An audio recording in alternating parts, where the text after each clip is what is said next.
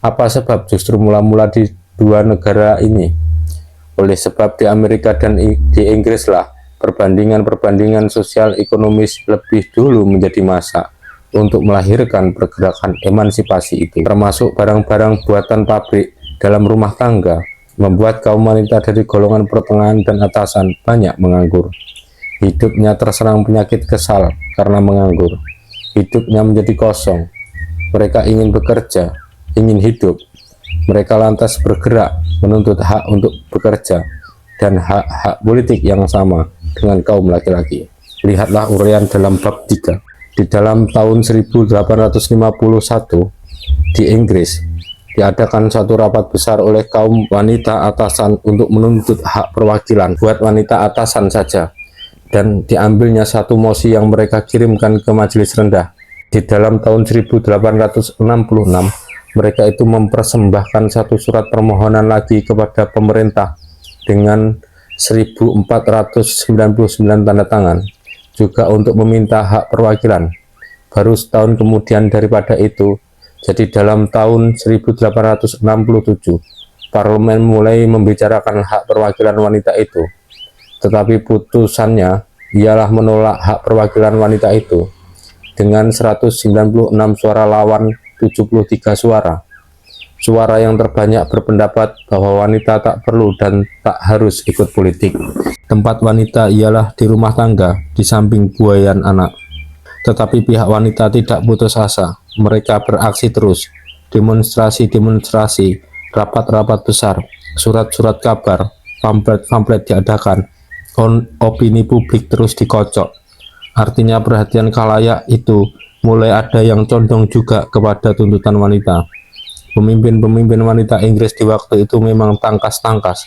Mereka umumnya gagah berani, pandai benar berpidato, cakap menyusun organisasi. Tetapi reaksi kaum laki-laki pun bukan kepalang.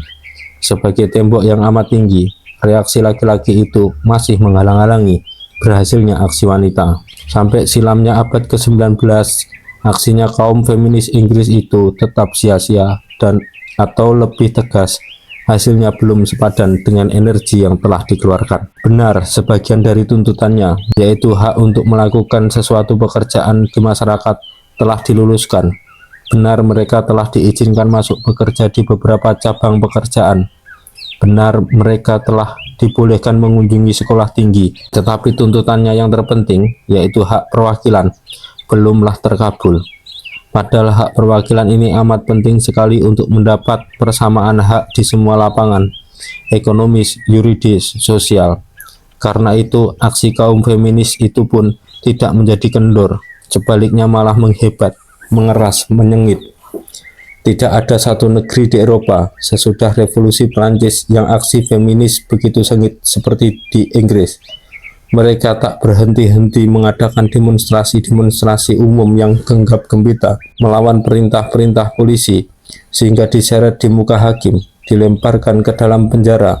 Di dalam penjara itu pun mereka beraksi terus dengan mengadakan pemogokan makan. Pemogokan makan ini menggoncangkan opini publik di seluruh dunia, menggetarkan perasaan-perasaan pro dan kontra sehebat-hebatnya, terutama sekali partai feminis yang bernama Women Social and Political Union, lebih terkenal lagi dengan nama Partai Suffragettes. Sangat tajam dalam ucapan-ucapannya dan tindakan-tindakannya.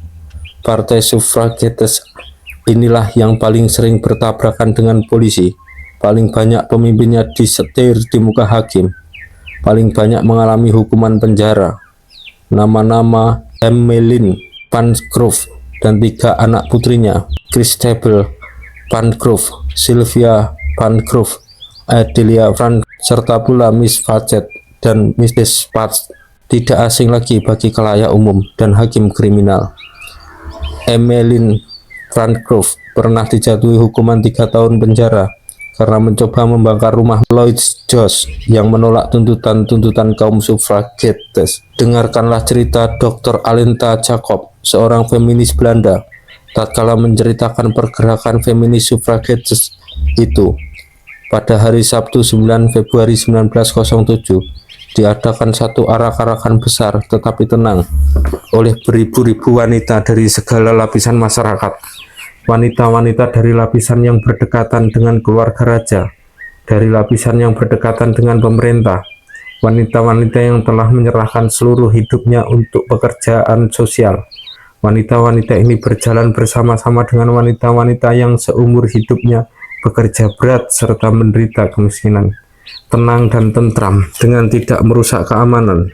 Wanita-wanita ini berjalan melalui jalan-jalan London yang berlumpur dengan memikul tulisan-tulisan yang menunjukkan kepada pemerintah bahwa wanita-wanita dari tingkatan masyarakat yang paling tinggi sampai tingkatan masyarakat yang paling rendah semuanya menuntut adanya hak perwakilan. Sesudah arakan-arakan ini berakhir, maka pada hari Rabu 13 Februari 1907 diadakan pula arak-arakan oleh Women Social and Political Union yang lebih terkenal dengan nama Suffragettes di bawah pimpinan Nyonya Despard yang tua tetapi angker itu. 800 wanita menuju ke gedung parlemen untuk menyerahkan kepada pemerintah satu resolusi yang menuntut hak perwakilan wanita. Di dalam perkelahian yang terjadi karena arak-arakan ini, banyak sekali perempuan yang luka dan 57 perempuan ditangkap oleh polisi.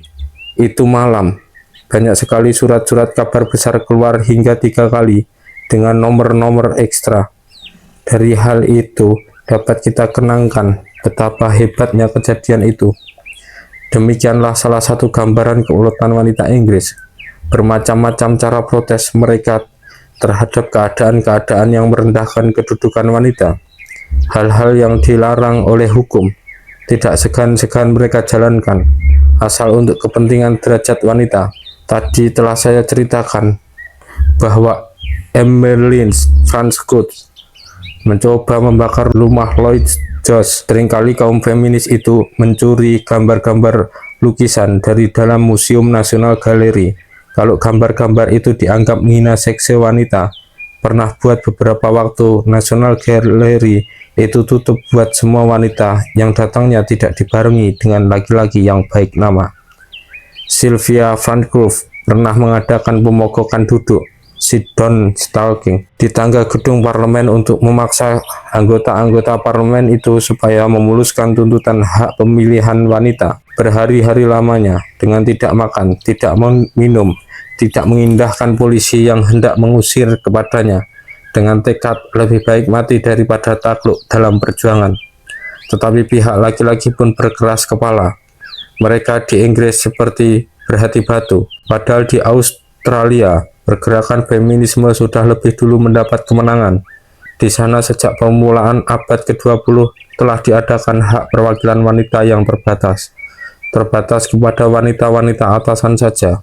Dan pada tanggal 12 November 1910, Parlemen Australia merasa perlu menerima baik satu pernyataan bahwa hak perwakilan wanita itu tidak merugikan kepada parlemen dan balai-balai kota, tetapi sebaliknya memanfaatkan. Kaum wanita ternyata rajin, lebih rajin daripada kaum laki-laki, sebab di Australia jumlah suara yang dikeluarkan oleh kaum wanita persentuil lebih besar daripada jumlah suara yang dikeluarkan oleh kaum laki-laki.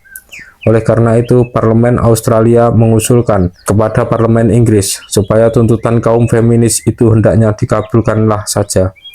Tetapi Parlemen Inggris belum juga mau menurut.